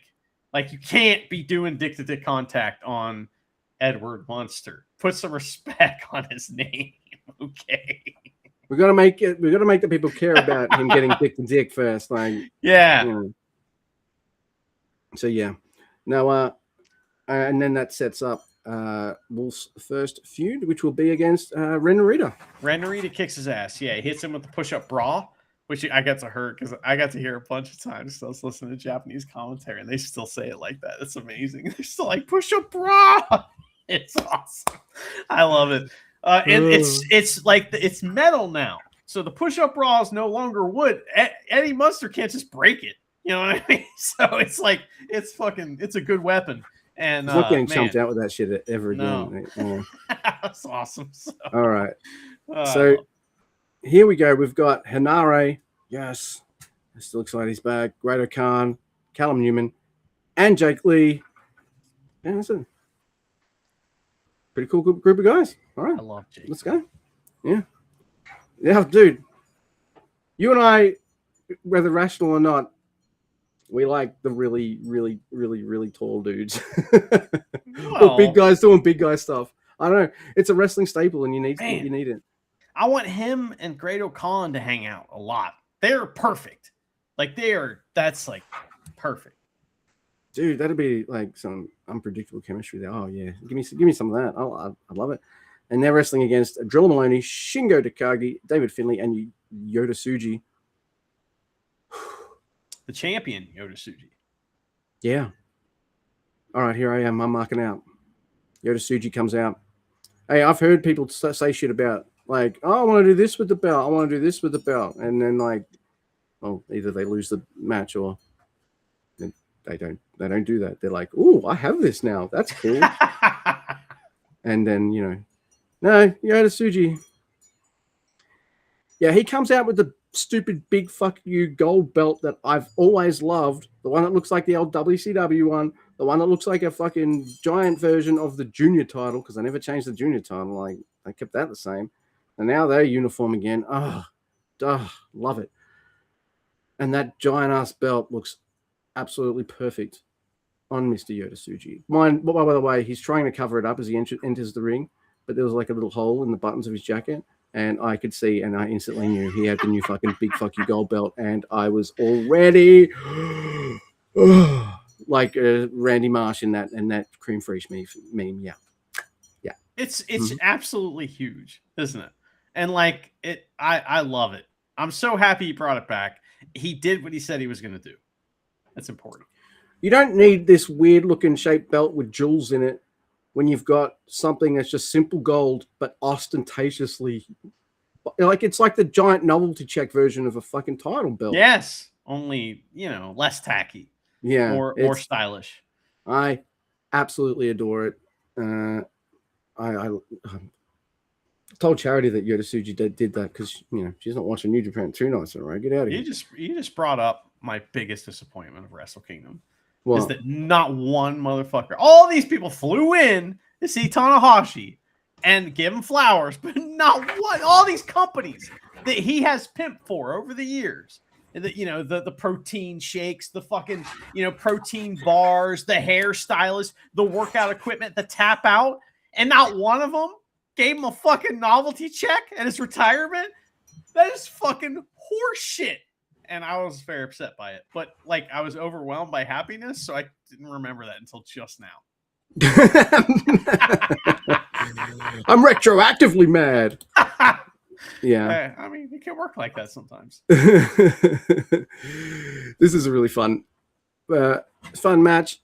Yeah, it's like continuing this feud with the re-establishment of the United Empire and what this faction will become, which we find out back fucking stage, not post fucking match, which annoys me. Sorry. Well, sort of. Yeah, like I have to have Chris in my ear telling me all about it. I'm like, why can't they do that after? All right, fine. Well, what happened in the ring and what happened after? All right. So Hanare, hey, he's back, baby. He pins Driller Maloney. That's good. And Jake Lee makes it very obvious that he wants a title shot, and Yota Tsuji's just like, hey, bitch, you've been out for 15 months. Fuck off. And leaves. And it's awesome. And this is where Akira comes out. And I guess they didn't have time last night. So now we get to have all the United Empire guys share a moment. I love how standoffish and to the side kind of Jake Lee is, because like Will Ospreay don't mean shit to him. He don't give a fuck about Will Ospreay, right? So I find that funny. And you just watch his face the whole time. Will like it's Ospreay, he shakes everyone's hand and interacts with everyone. He goes and just walks right past Jake Lee. So there was like, it was, and they share this kind of weird look, like when Jake Lee's on his way out as well. I was like, okay, whatever. Yeah. And Newman the whole time though is the standoffish one. Like he's the one who is pacing around in a way that makes you nervous, right? Dude, I'm messaging you right now, and I'm telling you as this is going on, I'm like Will Ospreay should only be here to get his ass kicked. Yeah.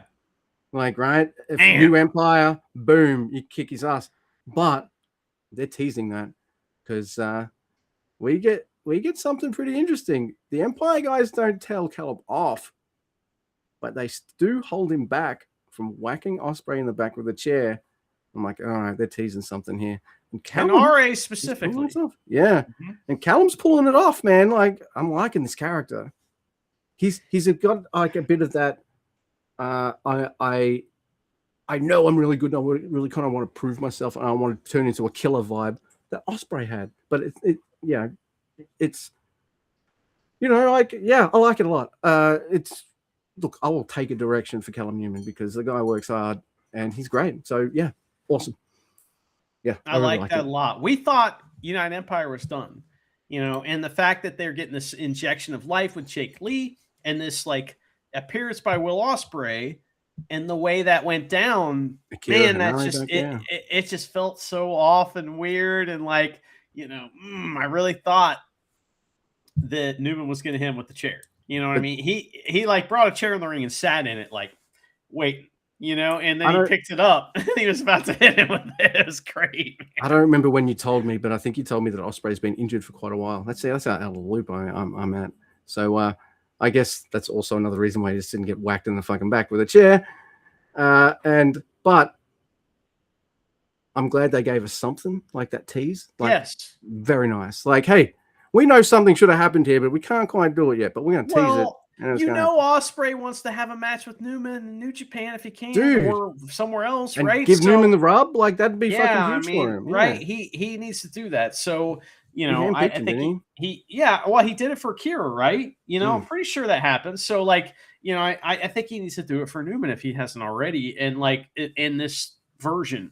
So that would be great if Newman could.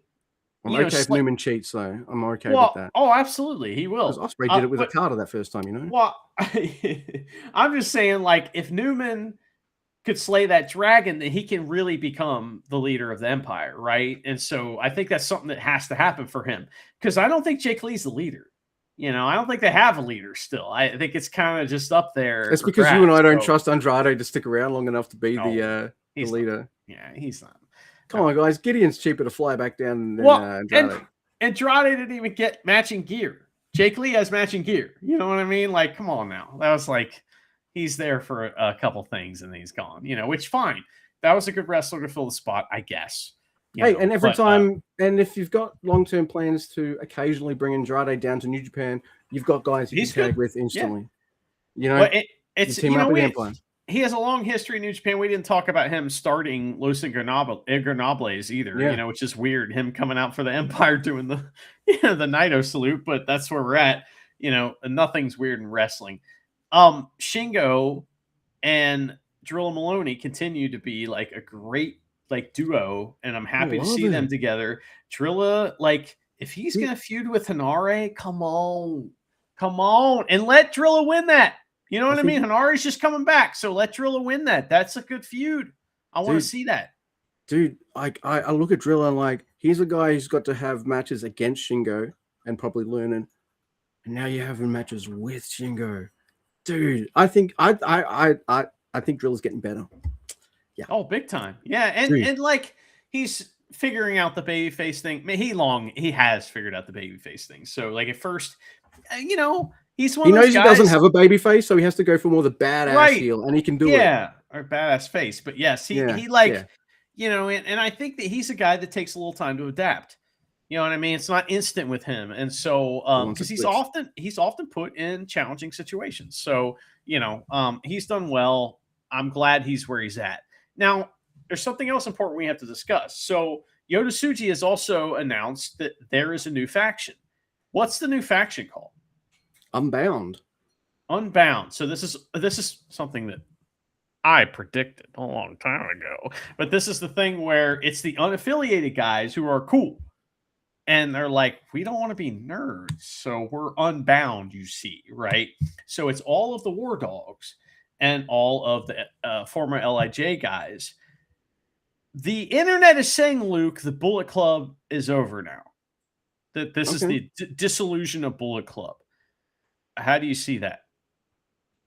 Okay. Do you see it that way, though? No, look. I think they're a fucking giant ass super group that's going to back each other up. But I also going to think like, hey, if Gabe Kidd wants a piece of Tsuji, they're going to sort it out, I think they've got their back and they're going to have that interesting chemistry with each other going in. And it's funny too, because I don't look at the LIJ guys and think, these are guys that need freshening up. I don't necessarily think about that with some of the War Dogs guys either.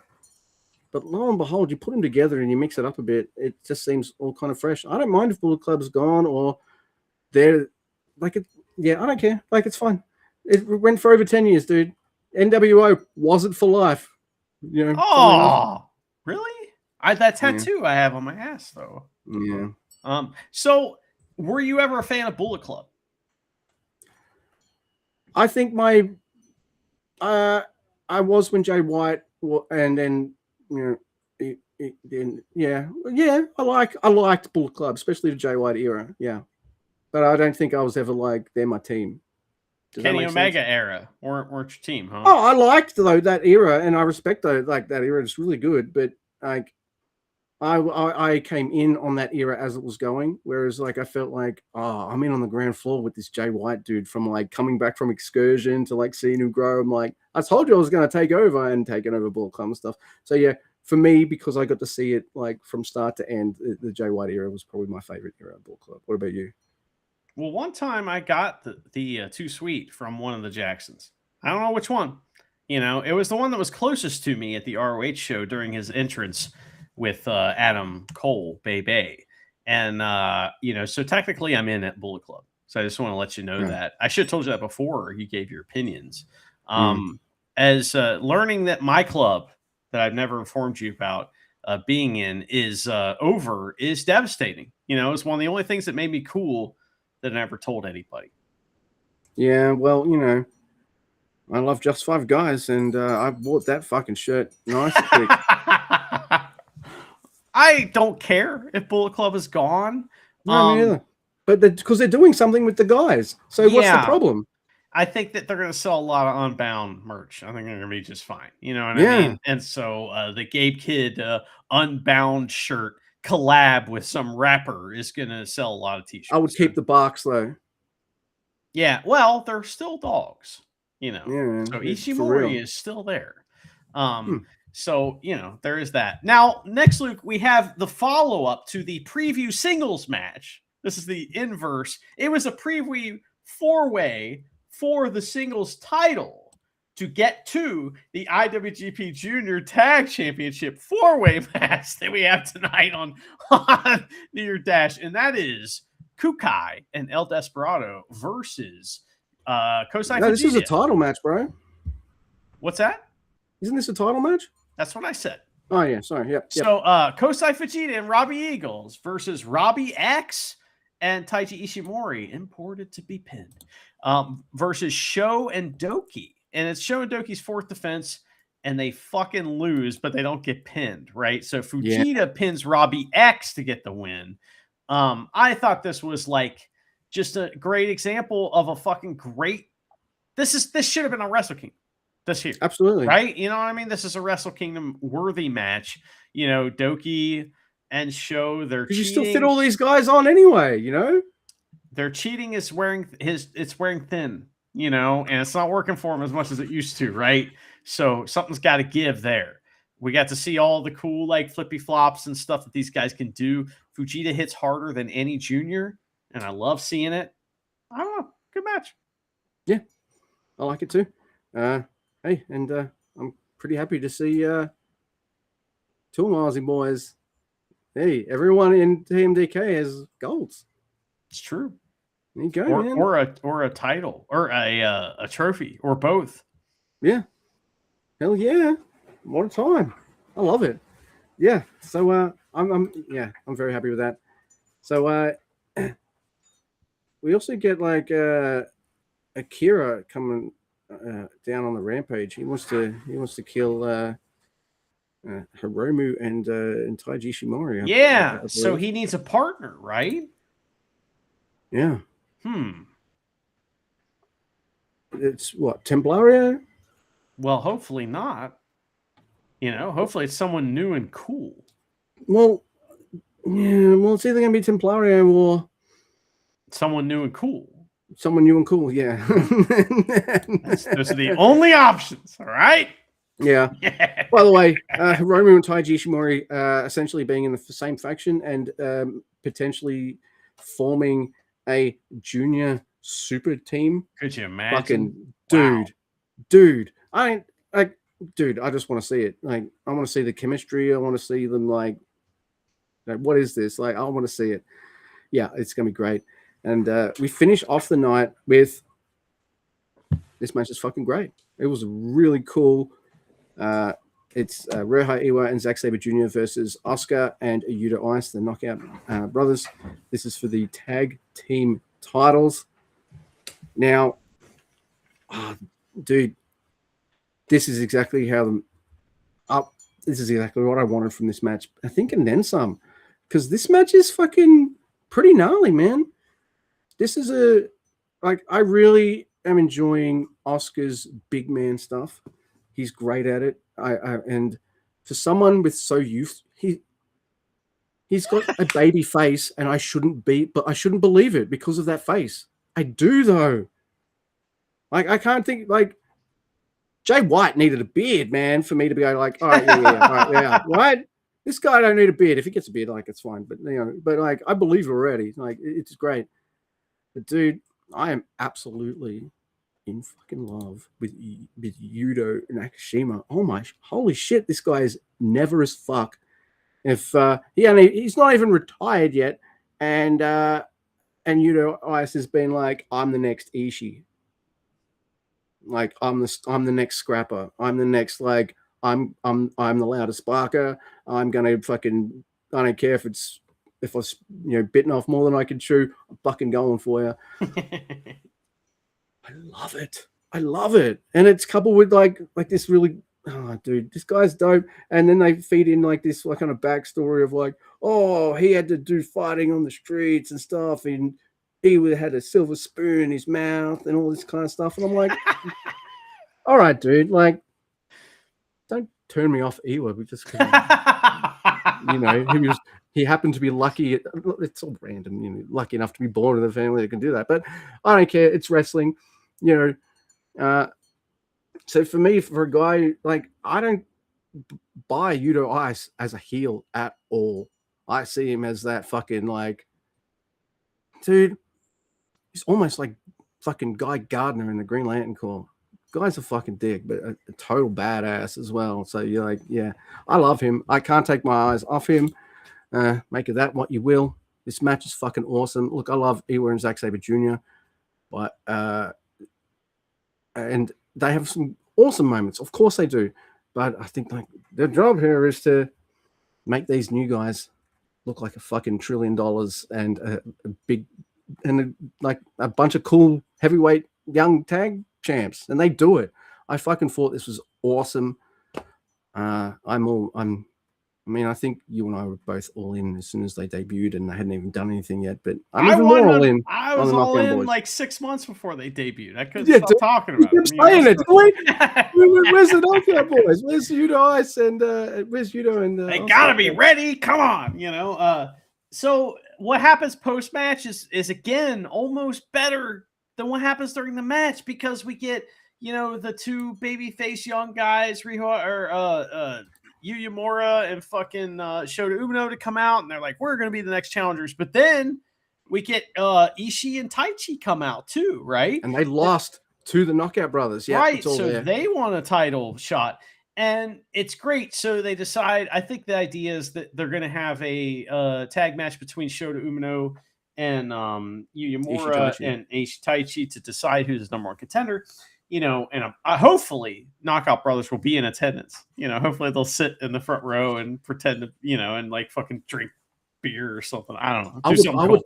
I would love it if Yuto Ice, with a cocky fucking jerk look on his face, did something like fucking sneaky and just blase, scooped the leg, distracted Yuya Uemura, sure. Fucking axe bomber, 1, 2, 3, he got rocked.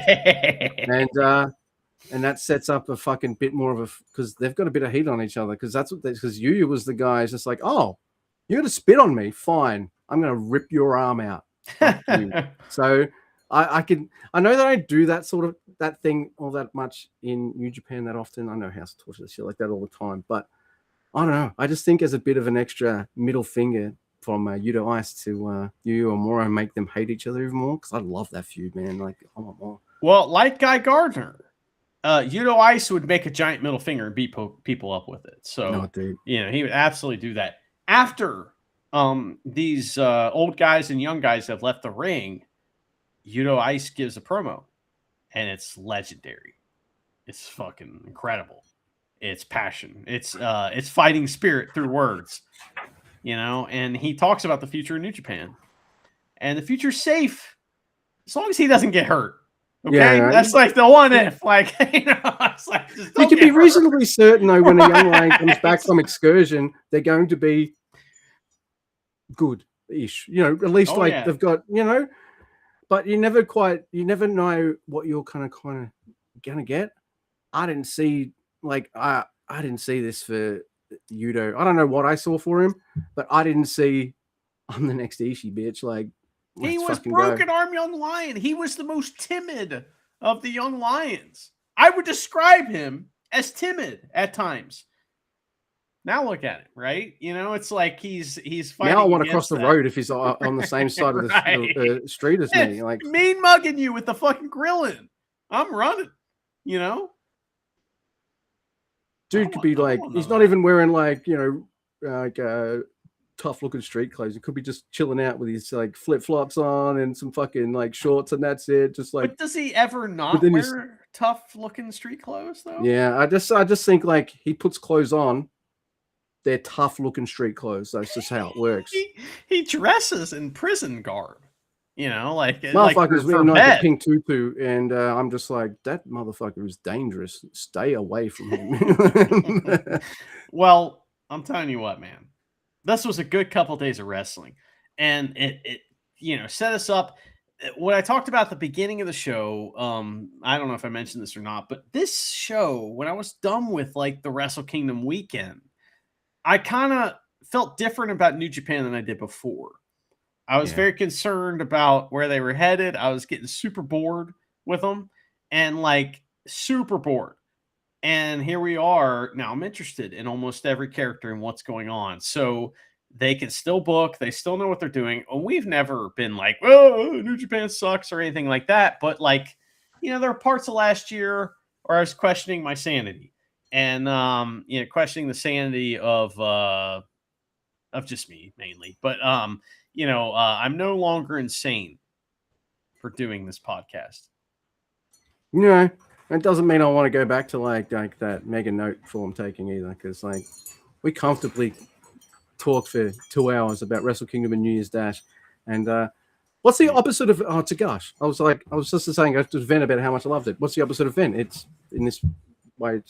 It's gushing. I got to spend 2 hours gushing about a show that's made me feel amazing with my bro.